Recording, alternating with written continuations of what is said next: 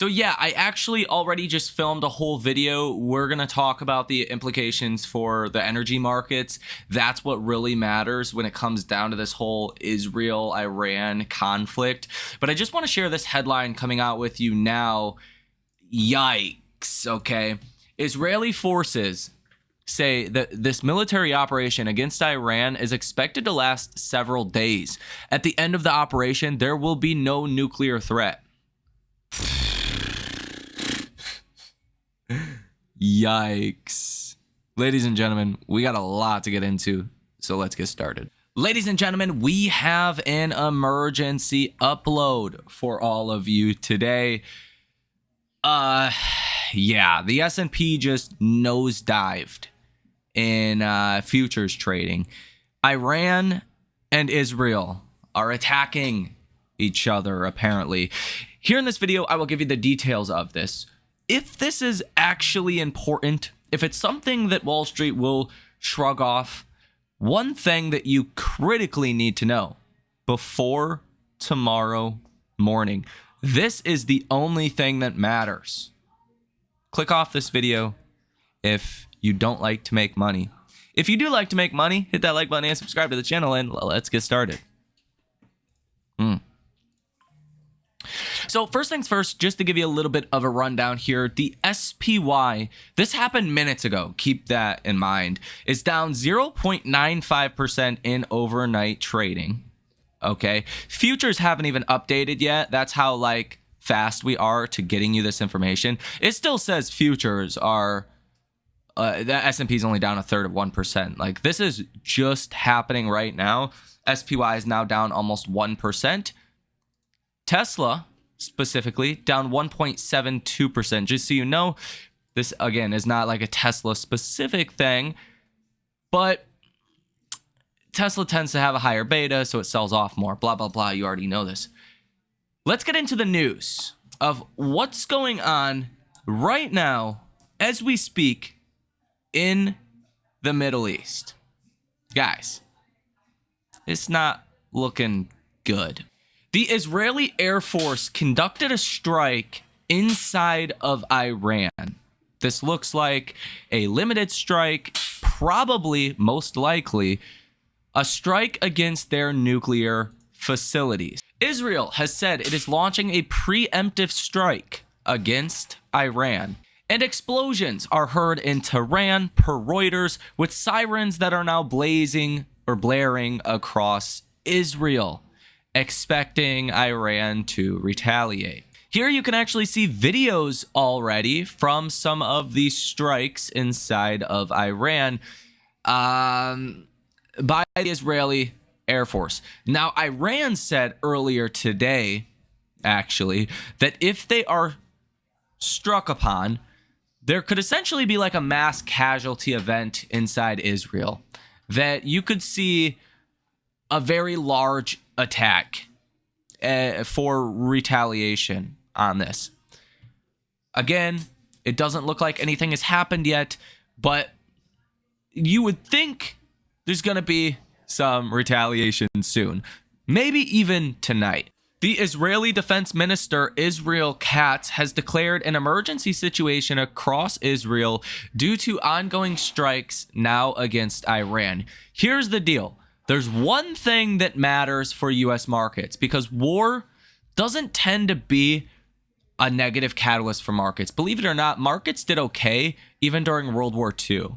Sure, there was periods where it went down a lot, it went up a lot, but it's not, war is typically not a big disaster for markets, especially these regional conflicts like the Russia-Ukraine situation. Wall Street cared for 2 weeks and then it was over with. I think this could be even shorter lived, with one exception. There's one big exception. Oil. USO, this is the United States Oil Fund, an ETF that tracks oil fund futures, is up 4.61%, up 5% now in overnight trading. Iran is a big producer of oil. Okay? We know this. But it's the Strait of Hormuz that is the important part here. It says on Google, in 2022, an average of 21 million barrels per day of oil flowed through the strait. That is roughly 21% of global petroleum liquid consumption. Okay, the number could be as low as 15%, although it's probably closer to like 30% of the world's oil supply flows through this area every single day. What's the issue? Okay. If Iran wanted to retaliate against the world, not just Israel, they're going to cut off this strait here. If they do, that's where you get like JP Morgan's worst case scenario they were talking about today of $130 barrels of oil, right? That's where things get really bad economically speaking. We talked about this in some of the last videos, but oil is really driving, oil transportation is the largest segment of the economy. There's nothing larger than oil, okay, than transportation. From a financial perspective, imagine this. Imagine if gas went to $5 a gallon overnight. Theoretically, okay? That's going to have immediate economic effects. You could call it maybe even an economic shock on the economy. If oil were to fall to $1 a gallon, or gas were to fall to $1 a gallon, that's an immediate economic benefit, okay? That's why these Middle East conflicts, especially with Iran, can get so dicey for markets. It has to do with energy markets. So that's what we really want to watch closely, and we want to stay kind of up to date on what the headlines are in relation to this.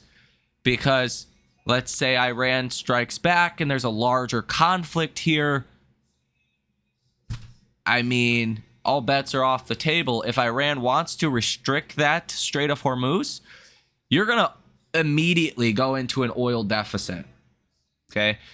And gas could skyrocket. Now, odds are maybe this just helps get some kind of nuclear deal with Iran.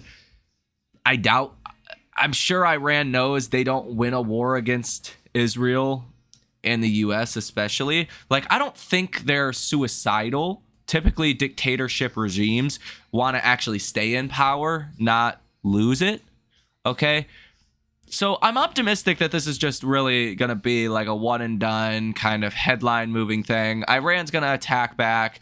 Who knows when? But as long as there is not implications that are too severe for the energy market, Wall Street will brush this off. Okay? The momentum is to the upside for stocks as of recently. And I think that will continue, again, as long as you don't get gas that spikes to $6 or $7 a barrel. That's where you start to talk about recession. That's where you start to talk about an already constrained consumer being in an even worse position. Okay, oil is now only up 2.5% overnight in overnight trading, but again, this just happened minutes ago, so we have to see what Iran says, what the next move here is. But just giving you the details so far, looks like there was a strike against Iran, probably nuclear facilities, which is weird because the U.S. envoy Witkoff is having talks with Iran still about a potential deal here soon. Within the next coming days. So maybe it's choreographed to kind of put pressure on Iran to say, hey, you're not safe. We will take out your capabilities or take you out as a country. You need to sign this deal. I don't know the exact strategy here, but I do know the only thing that matters for markets is the implications for energy markets. And it does look like the S&P is falling even more now down 1.15% in overnight trading, getting another leg lower. Oil is getting a leg higher again, up 4.3%. So I do expect, again, some degree of volatility here, but I don't think this is the catalyst that sends you down 10, 20%. These are typically not unless, again, the Strait of Hormuz were to be constrained and Israel were to do some kind of like, or Iran were to do some kind of blockade or something. That's where this turns into a pretty dire situation for markets. So it's one of those weird kind of things where logical common sense would say, hey, you probably have nothing to worry about here. Iran is probably not suicidal. Okay, they probably want to stay in power, their regime. But at the same time, if they go rogue and block off oil supplies, 20-30% of the world's oil, you're looking at dire economic consequences on a global stage. I don't know if they're going to do that. It seems like the likelihood would be low, but that's the urgence of this video. That if that were to happen, you're looking at a pretty rough situation. So what am I doing in light of this information? Not much. Okay? Personally, not much. Obviously, if markets fall, I will look at that as a buying opportunity. The core thesis that I have that the economy is going to remain very well, or at least better than Wall Street currently thinks, that we're not going to see inflation, all of that, blah, blah, blah, we're going to get a rally into year end, stays the same until otherwise, until we see what actually happens, implications for energy, and markets hitting a new low now, down about 1.2%. Again, this just happened minutes ago, and we really need to see what this retaliatory strike from Iran looks like. A headline coming out right now, Israel is now bracing for a retaliatory strike from Iran. And that's what is sending markets lower here. Yeah, definitely not a good situation, not a positive situation for markets, but question is, how negative is it? And it really comes down to energy, oil. Okay, let me know your thoughts on this down below in the comment section. Don't really have any other details to bring, but I just want to get ahead of this. The war itself does not matter. Yes, human lives potentially being lost, all of that is tragic, but what really matters is oil. That's all you need to think about. Oil, oil, oil. Because of the economic consequences, gas prices rising half on everyday citizens, on transport companies, literally no matter what it is, no matter if it's this iPhone, this book, Psychology of Money, these green tea bags that I've been drinking, no matter what it is. I didn't produce it, I bought it, somebody shipped it somewhere.